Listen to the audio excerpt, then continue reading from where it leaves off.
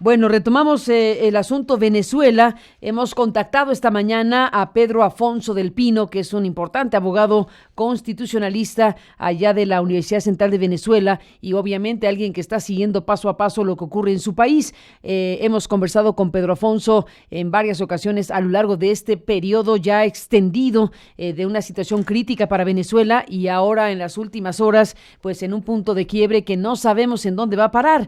Pedro Afonso, buenos días. Gracias por estar aquí esta mañana. Bienvenido. Hola Carmen, muchas gracias. Recibo un cordial saludo. Igualmente, Pedro Afonso, ¿cuál es tu balance de las cosas después de las horas transcurridas en esta mañana de 1 de mayo? Mira, pues el día de ayer un día muy controvertido, muy complejo, donde todavía es temprano sacar conclusiones porque están como que en pleno desarrollo los Sí. acontecimientos. Desde el punto de vista interno, fue una situación que se dio en la capital de la República y que bueno, ya fue difundida bastante por los medios de comunicación, pero que fue controlada, al menos de forma visible y pública, por el gobierno de forma muy rápida. Ahora, hay un elemento externo que son estas declaraciones de altos funcionarios del gobierno de los Estados Unidos, inclusive del propio Juan Guaidó, que emitió un comunicado el día de ayer en la noche, en donde al parecer hay un trasfondo de negociaciones frustradas y que en manos o en palabras de funcionarios del gobierno de los Estados Unidos hay una participación de Rusia que evitó que de alguna forma el presidente Maduro saliera del país o que retomaran es decir, el ejercicio del poder y que se abortara la operación que podía ser eventualmente producto de una negociación donde estaría participando el actual ministro de la Defensa y el actual presidente del Tribunal Supremo de Justicia. Ahora, eso solo es conocido por estas declaraciones. La realidad es que desde el punto de vista interno, o al menos lo más visible, lo más público, es que más allá de un grupo pequeño de funcionarios de inteligencia política, que es la policía llamada el SEBIN, y de funcionarios de la Guardia Nacional, que es un componente de la Fuerza Armada Nacional dedicada al orden público, no hubo mayor repercusión, es decir, no hubo ninguna base militar importante del país que se haya pronunciado a favor de Guaidó, o algún general o algún alto cargo importante que se haya pronunciado a favor de Guaidó. Así que es un suceso que duró alrededor de medio día y a partir de ahí se fue disipando. Hoy la oposición tiene convocada una manifestación o puntos de concentración en varias partes de la ciudad en conmemoración del Día del Trabajador y estamos a la expectativa porque no sabemos si lo sucedido de ayer esté causando una desesperanza, una frustración más en la gente o que pueda ser considerado como una parte eventual de una lucha que se considera de largo aliento o más larga. Lo que sí yo veo desde mi punto de vista, como siempre lo hemos reiterado en tu programa, es que la solución de Venezuela no es una solución mágica e inmediata, es un proceso complejo que llevará un tiempo y que lo más propicio y lo mejor para el país y para todas las partes involucradas es que sea un proceso de negociación que permita una salida pacífica y constitucional a la crisis en Venezuela. Sin duda, eso es lo deseable, por supuesto, pero déjame retomar, Pedro Afonso, esta parte de los Estados Unidos que es clave. Déjame presentar junto contigo este fragmento de las cosas que se han dicho en las últimas horas, en este caso en voz de Pompeo. Así se refirió al tema Rusia. Ha pasado mucho tiempo desde que alguien ha visto a Maduro. Tenía un avión en la pista. Él estaba listo para salir esta mañana como lo entendemos, y los rusos indicaron que debía quedarse. Creemos que la situación permanece increíblemente fluida. Sabemos que había altos mandos dentro del gobierno de Maduro que estaban preparados para irse. Bueno, altos mandos del gobierno de Maduro en otras declaraciones mencionaron, efectivamente, como mencionas tú, a Padrino, a Vladimir Padrino López, un personaje clave en la historia de Venezuela, clave en la historia del chavismo, una figura cercana directamente a Hugo Chávez y a lo largo de los años y hoy secretario de la Defensa. ¿Te hace sentido que Vladimir Padrino haya estado en un proceso de negociación para una salida del tipo de la cual habló Pompeo ayer, que claramente fue frustrada? Mira, es difícil afirmar que haya estado en un proceso de negociación. Es decir, esas son las afirmaciones de altos funcionarios del gobierno de los Estados Unidos. Ahora, si no ha estado, lo que sí creo que es muy seguro es que debe estar.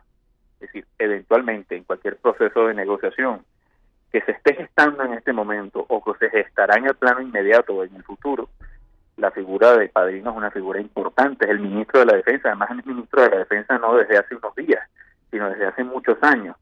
Es una figura esencial y fundamental, el eje o el pilar clave en la Fuerza Armada Nacional. Así que, sin duda alguna, no me atrevo a afirmar que haya estado, no tengo conocimiento de eso, pero que debe estar en un eventual proceso de negociación, debe estar. Pedro Afonso del Pino, hay una cosa que me llamó la atención bastante ayer en la noche. Estábamos revisando el discurso de Nicolás Maduro y pues si te fijaste tú, hace toda una disertación larga del momento, de la situación que se ha vivido en las horas transcurridas y hace mención de varios militares. Pero si yo no me equivoco y lo volví a revisar en el discurso de Maduro, no hubo mención por parte de Maduro en ese discurso del nombre Vladimir Padrino. Bueno, no recuerdo exactamente en este momento la mención. Hubo una declaración previa, es decir, el primer comunicado del alto mando militar de Padrino, es decir, reforzando la presencia de la Fuerza Armada y la lealtad al presidente de la República. Es el primer comunicado de fuerza que tenemos en horas de la tarde. Uh-huh. Y después el presidente, su alocución es en la noche. Ahora, su presencia o su mención directa, al parecer quizás no fue tan pública, no la recuerdo bien en este momento, pero yo sí veo una alineación o una coordinación, al menos pública, en el orden de las alocuciones o de la presencia de los altos funcionarios en coordinación con Nicolás Maduro. Pero bueno, siempre nos queda el tema de estas declaraciones de altos funcionarios del gobierno de los Estados Unidos. Es decir, esas son las declaraciones que llaman la atención, porque si no fuera por esas declaraciones, visiblemente en Venezuela diríamos que la situación está absolutamente controlada por el gobierno nacional. Ahora, estas declaraciones son dignas de análisis y va a llamar mucho la atención qué es lo que dice Rusia o qué termina ocurriendo entre Rusia y Estados Unidos, porque ellos hacen un señalamiento directo a los rusos de que son los que hacen que o evitan que Nicolás Maduro salga del país. Un dato que es sumamente interesante y que habrá que esclarecer en algún momento de la historia.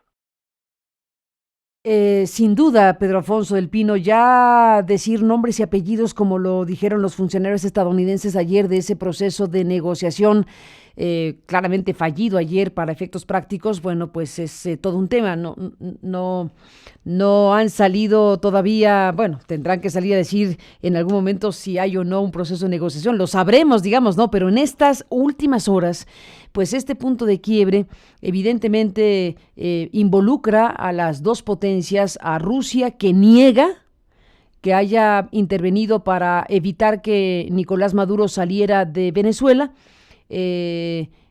Maduro mismo, que en el discurso de la noche también se refiere al asunto, por supuesto, y lo niega, pero no lo sabremos del todo, sino hasta que tengamos un desenlace que no sabemos de qué naturaleza será. Tú dices, si no estuvo Vladimir Padrino López, el secretario de la Defensa, en negociaciones, debería estarlo.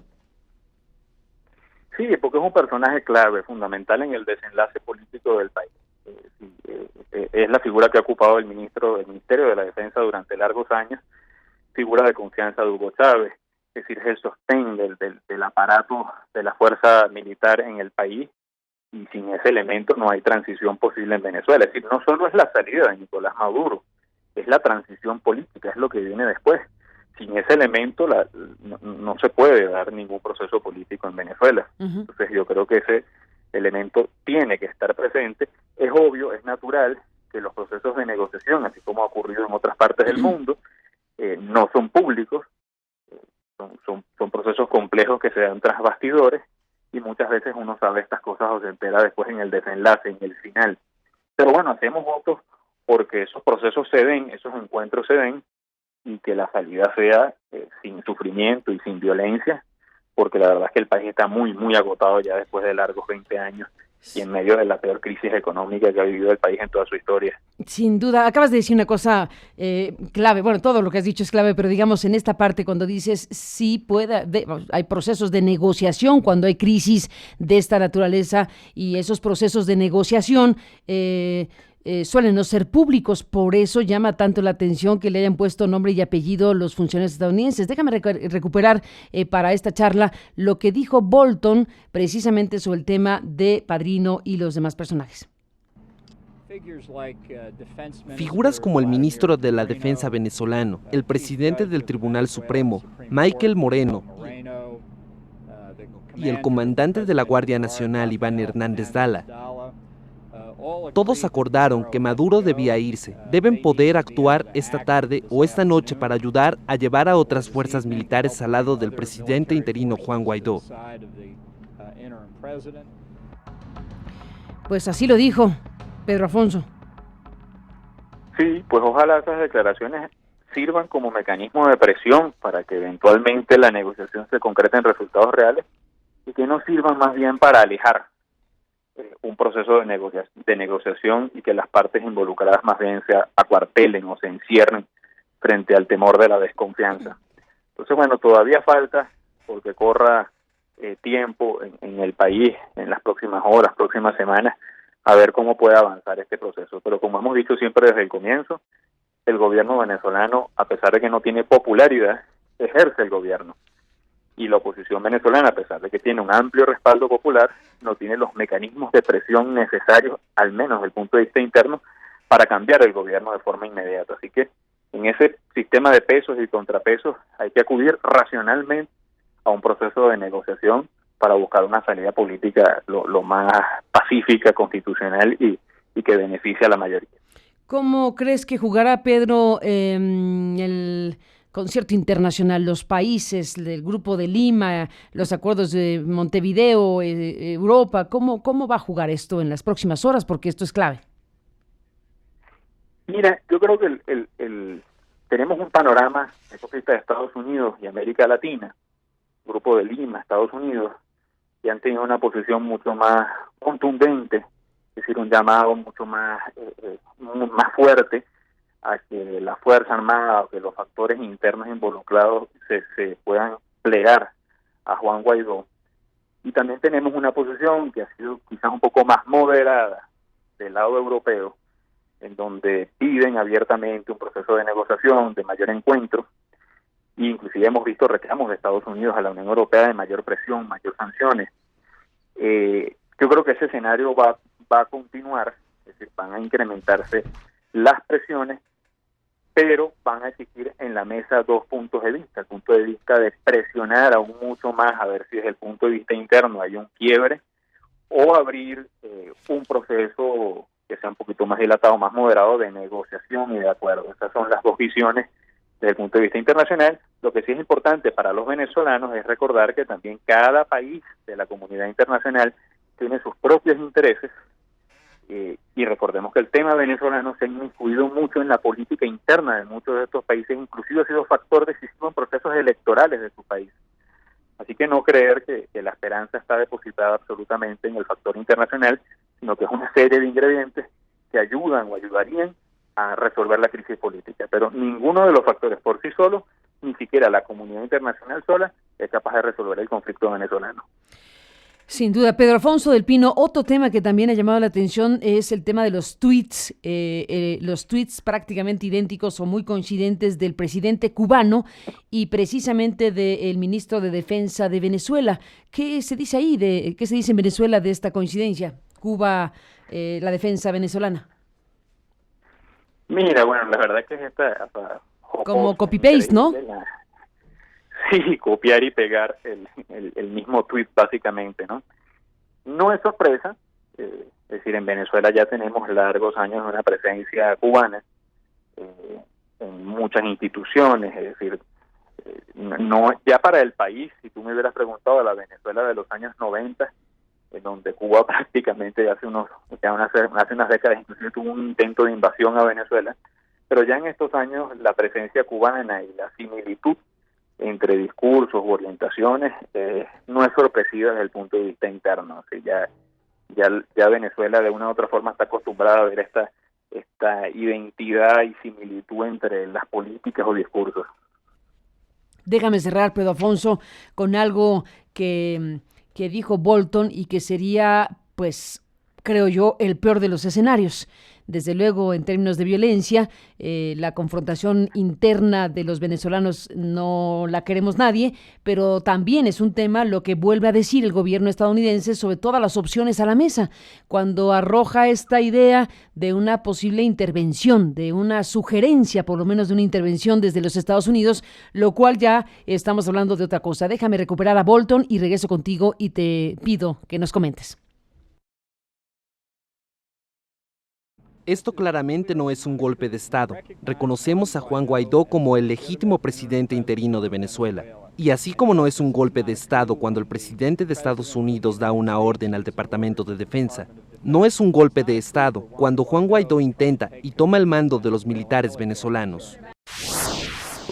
Queremos como nuestro principal objetivo la transferencia pacífica del poder, pero lo diré nuevamente, como lo dijo el presidente desde el principio, que Nicolás Maduro y los que lo apoyan, particularmente aquellos que no son venezolanos, deben saber que todas las opciones están sobre la mesa.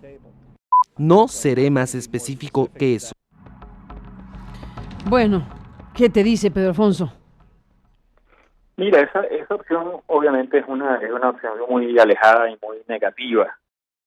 No recomendable para el país, porque cualquier salida violenta que tenga costo en vidas humanas no es una salida recomendable.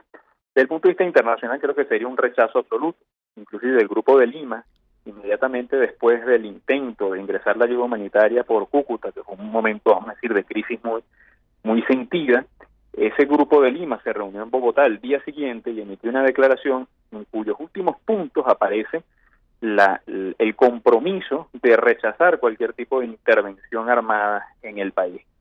Creo que tendría el rechazo además clarísimo, ya lo ha tenido en varias declaraciones desde la Unión Europea, porque ningún país latinoamericano va a apoyar un punto de vista de eso, porque se vería en su propio espejo. Uh-huh.